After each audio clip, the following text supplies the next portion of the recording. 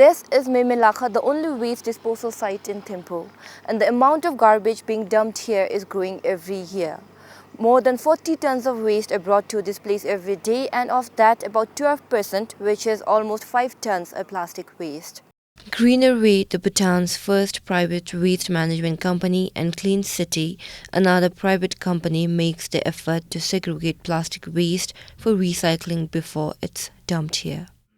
But the landfill is still flooded with plastic waste. It is not only at this dump site where one can see piles of plastic waste. Littering along roadside, trains and walking and hiking trails are other common places the waste has invaded. Greenerway deals with waste collection of Thimphu's south and central zones. It then segregates plastic waste and sells it to another company called the Green Road, where plastics are used in blacktopping roads. Greenerway is also looking into producing plastic fencing poles from the plastic waste collected. According to the Chief Executive Officer Karmayuntan, growing plastic waste is a threat for the country. The only fear is that, if we keep generating this amount of plastic waste, very soon we might have to say the national flower of Bhutan is plastic, It's littering all around. So it's a big thing to worry, and major policies, intervention and solutions has to be explored now. As consumerism creeps into Bhutanese society, the problem is only going to grow bigger. Most vendors and buyers say lack of alternatives is one of the main reasons.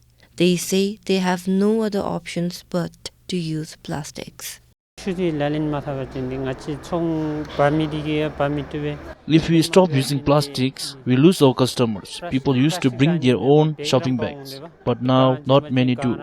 We have to provide them with plastic bag for most of their purchase. We don't have any other option than using plastics. If not, the customer go away. In a week, very few people come with their shopping bag. Forget about the day. Finding other alternatives is difficult. Once, a paper bag was introduced, but we could not afford it. It was very expensive.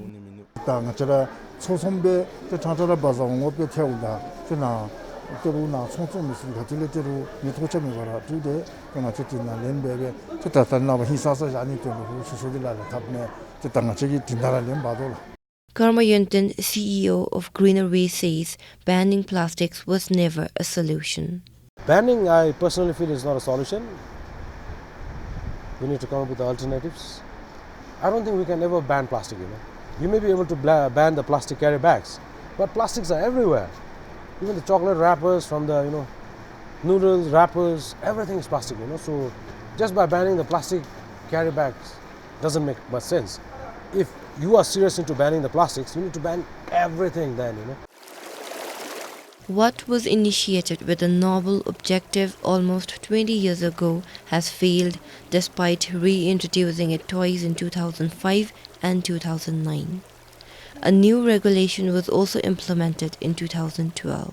Bhutan is growing by the day, and so will its waste problem.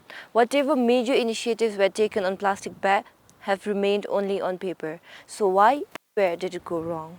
Well, in my personal opinion, it's because I don't think the public were willing to participate.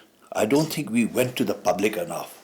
We've made many mistakes in the past, but that doesn't mean that we're wrong. Another thing is, why have bans? We can also have all these things within the community and the use of plastics, everything, and use it properly and wisely, but have the disposal of it correctly. So if you have the proper disposal system for these plastics, then I personally don't see any harm. Everybody feels that we need to ban plastic, but I don't really see a reason why we need to ban plastics. When you ban plastics, you are banning plastics. It's just the plastic bags. Now you are banning that. But on the other side, you are allowing free entry of goods from India, from Thailand, from China, all covered in plastic. So what is the use when 80-90% of the plastics come in and we are just banning 10-20% of it. The theme for the World Environment Day 2018 was Beat Plastic Pollution.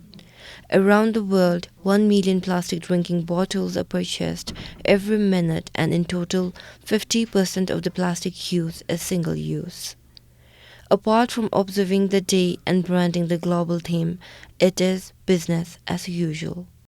Impending problem was identified about 2 decades ago, long before the world could even think of it. BBS tried to contact National Environment Commission, but NEC refused to cooperate or comment. Have the relevant agencies failed to implement, or was the ambition too big? For now, there is no clear solution outside, clueless of the direction it is heading. Gilliam for BBS News.